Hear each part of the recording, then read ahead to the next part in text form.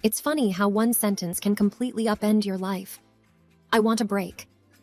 Those 4 words from my husband, Mark, started me on a roller coaster journey that I could never have anticipated. As I dove into a web of deception, betrayal, and cunning schemes, I realized that some games are far deadlier than they appear. Teaming up with my best friend, Jenna, we embarked on a mission that would not only test our wits, but the very fabric of our bonds. If you think you know about trust, revenge, and the dark corners of human nature, think again. My name is Amber, and this is the most unexpected chapter of my life. It was a chilly Sunday evening when my husband, Mark, looked up from his book and uttered those 5 words that would send my life into a whirlwind.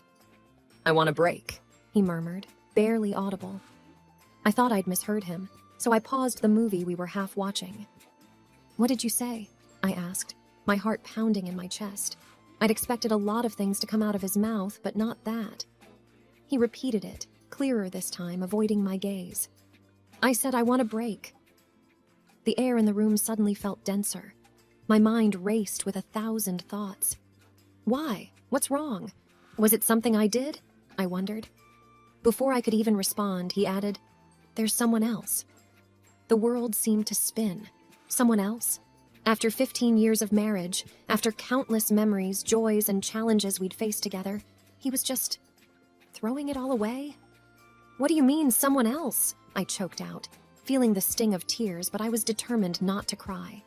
"Not yet." He hesitated, took a deep breath, and then said, "It's not what you think.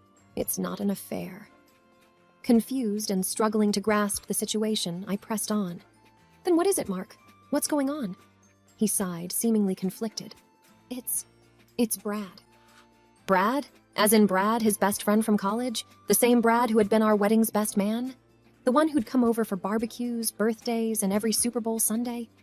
My brain refused to connect the dots. "Brad? What does he have to do with any of this?" I asked, my voice shaking. Mark hesitated again, rubbing his temples. He approached me with an offer, an investment opportunity. It's high risk, but the rewards could set us up for life. I've taken our savings and invested them.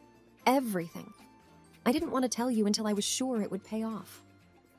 I felt like the floor had disappeared beneath me. All our savings, the money we'd worked so hard for, our dreams of traveling, of securing a future for our kids, it was all gone. "And you need a break because," I pressed.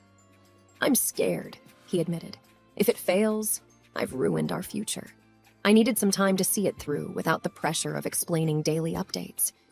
I thought it would be easier for both of us." I took a moment to absorb everything. The betrayal was immense, not just from Mark, but from Brad, too. My world had been turned upside down, and I was left reeling, not knowing where to turn. Then a thought crossed my mind. How can I be sure this isn't a scheme? That Brad isn't taking advantage of you? Mark looked pained. "I trust him," he said simply. "That's what you said about us," I retorted bitterly. A silence fell over the room, only interrupted by the soft hum of the heater. In my head, a plan was forming. I wouldn't stand by and watch as our life savings disappeared into the abyss. If Brad had genuinely offered an investment, I would ensure that we got our money back, even if it meant playing a bit dirty. I thought about it long and hard. "All right, Mark," I finally said, determination lacing my voice. "Take your break, but know this, I will get to the bottom of this. If Brad is being honest, great. If not, he's going to regret ever crossing our path." With that, I started my mission. It was time for a little revenge, the type that was best served cold. I needed information and a plan. The first person that came to mind was my best friend, Jenna. She worked in the world of corporate investigations and had a knack for getting to the bottom of things. Plus, she'd been suspicious of Brad for years. The next day, over coffee, I spilled everything to Jenna. As I recounted the story, her eyes grew wider. "I knew there was something off about him," she murmured. "But don't worry, we've got this." With her resources and my determination, we began our investigation. We started by looking into the investment opportunity Brad had mentioned, a new tech startup aiming to revolutionize some segment of the digital world. On the surface, it seemed legitimate, but something felt off. Jenna managed to get a list of all the investors, and there among the names was a shock. Several of them were people who had been scammed in the past, people with a history of making poor financial decisions. It looked like Brad was preying on the vulnerable, using their trust to his advantage. But how was he benefiting? Jenna dug deeper and found that a mysterious offshore account was linked to the startup. Every time an investor put in money, a percentage was siphoned off to this account. The breadcrumbs were leading straight to Brad. I was livid, not just for Mark and me, but for all the innocent people Brad was taking advantage of. It was time to confront him. But Jenna had a different idea. "Why not play him at his own game?" she said, a mischievous glint in her eye. I was intrigued. "Go on." Jenna's plan was genius. Using a pseudonym, she'd reach out to Brad, expressing interest in investing a substantial amount. The catch? She'd insist on meeting the team behind the startup and seeing the operations firsthand. Brad took the bait. Within days, we had an appointment set up at their office, which turned out to be a rented space in a high-rise downtown. Disguised and with hidden cameras, Jenna and I entered the building. We were led into a posh office where a visibly nervous Brad greeted us. He introduced us to the team, a group of young folks who looked just as uneasy. As Jenna questioned them, it became evident that they had been hired for the day. The more we prodded, the more the story unraveled. The prototype they showed us was nothing more than a generic app, and their business plan was filled with buzzwords and no real substance. Finally, unable to take it any longer, I confronted Brad. Removing my disguise, I watched as recognition, then panic, flashed in his eyes. "I knew you were a scammer, Brad," I hissed, "but I never thought you'd sink so low." Brad tried to bluster his way out, but with the evidence we had, it was game over. Jenna discreetly passed the footage to the authorities. As we left the building, I felt a weight lifting off my shoulders. But there was still one more thing to do. Tell Mark the truth about his best friend. Mark had retreated to his parents' house during this break. I hadn't spoken to him since that Sunday evening, but with everything I had discovered, it was time for a conversation. Driving to his parents' place felt like the longest journey of my life. The evening sun cast long shadows on the road, and my thoughts were a tumultuous whirlwind of anger, sadness, and resolve. When I arrived, Mark was on the porch. He looked drained, shadows under his eyes hinting at sleepless nights. As I approached, he stood up, and the weight of our shared history seemed to hang in the air. Before he could speak, I handed him a tablet, where Jenna had compiled all the evidence. "Watch," I instructed. The color drained from his face as he realized the extent of Brad's deceit. The person he'd entrusted with our life savings was nothing more than a con artist. I can't believe it," he whispered. "How did I fall for this?" A myriad of emotions welled up inside me, but the overwhelming one was compassion. Yes, he had betrayed my trust by not consulting me, but he too was a victim.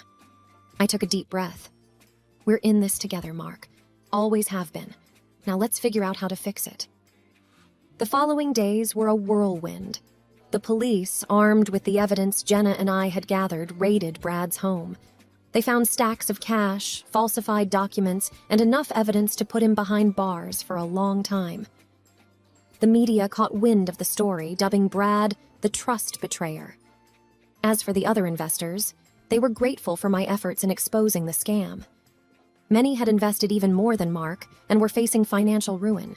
Together, we started a support group, navigating the legal quagmire and helping each other cope with the emotional fallout.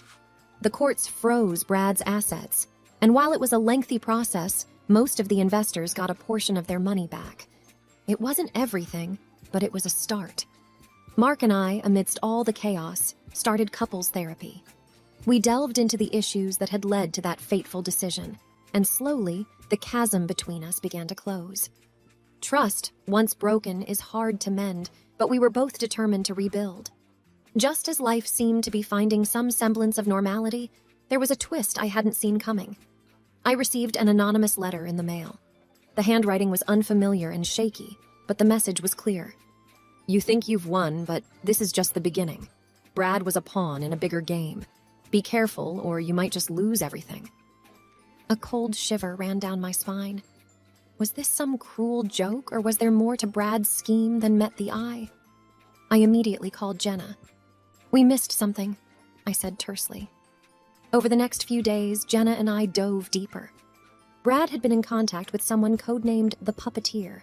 Through encrypted emails, they had communicated extensively. The Puppeteer was the brains behind the operation, while Brad was just the face of the scam. The more we dug, the darker things became. The Puppeteer was linked to various shady dealings worldwide. They had a reputation for being elusive and had never been caught. But why target me with that letter? It didn't make sense until Jenna made a shocking discovery. "Remember that night at the high-rise when we confronted Brad?" she asked. I nodded. Well, there was someone else there, watching. Jenna showed me the footage from our hidden cameras. In the background, almost obscured by shadows, was a figure observing our confrontation. They left just before the police arrived. The realization was terrifying. The Puppeteer had been close, watching every move. They knew who I was and where I lived. "I think they're threatened by you," Jenna mused. "You managed to disrupt one of their biggest schemes. They're scared." But I didn't feel powerful or triumphant. I felt exposed and vulnerable. With Jenna's contacts, we heightened our security. Cameras, alarms, and even a personal security detail. I felt like I was in a thriller movie, but this was no fiction. My life, and that of my family, was at stake. Then, a breakthrough. One of Jenna's contacts in the tech world managed to trace a transaction back to the Puppeteer. It was a tiny slip on their part, but it was all we needed. We discovered their real identity. Clara Bennett, a former Wall Street genius who had turned rogue after a personal tragedy. With her intelligence and resources, she'd masterminded various schemes, defrauding innocent people of millions. Confronting her wouldn't be easy.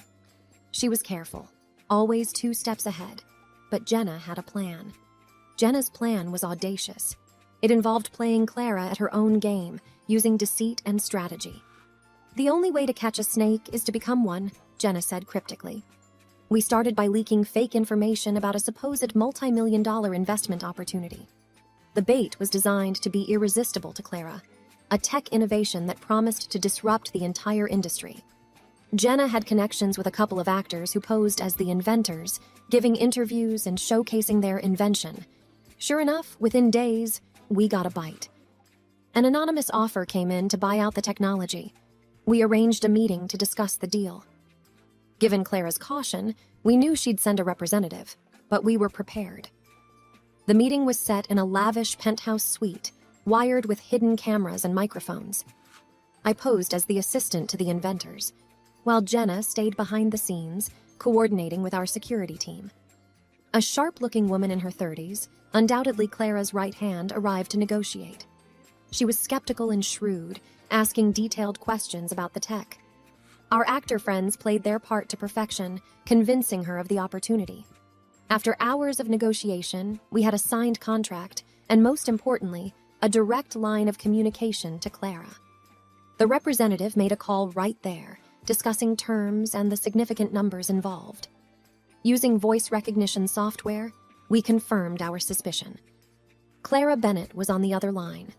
Over the next few days, we staged a series of accidents, causing delays and increasing the pressure on Clara. We wanted her to get involved personally. And then, the moment we had been waiting for. Clara requested a face-to-face meeting. She wanted to see the tech herself and finalize the deal.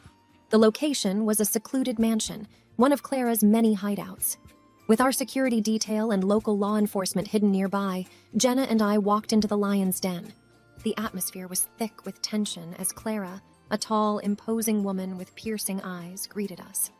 "I have to say, I'm impressed," she began, her voice dripping with condescension. "But did you really think you could fool me?" For a moment, my heart sank. Had she seen through our ruse? But then Jenna stepped forward, pulling out the signed contract. "Actually, Clara, we did." The room erupted into chaos. Clara's guards tried to intervene, but they were no match for our team. Within minutes, Clara was in cuffs, the weight of her many crimes finally catching up to her. The aftermath was intense. The media went wild over the story of Clara Bennett's capture. Mark and I appeared on numerous talk shows telling our tale. Our bond, which had been so strained, grew stronger than ever. The threat of Clara and her schemes was finally over. And while the journey had been harrowing in the end, love and persistence had triumphed over deceit.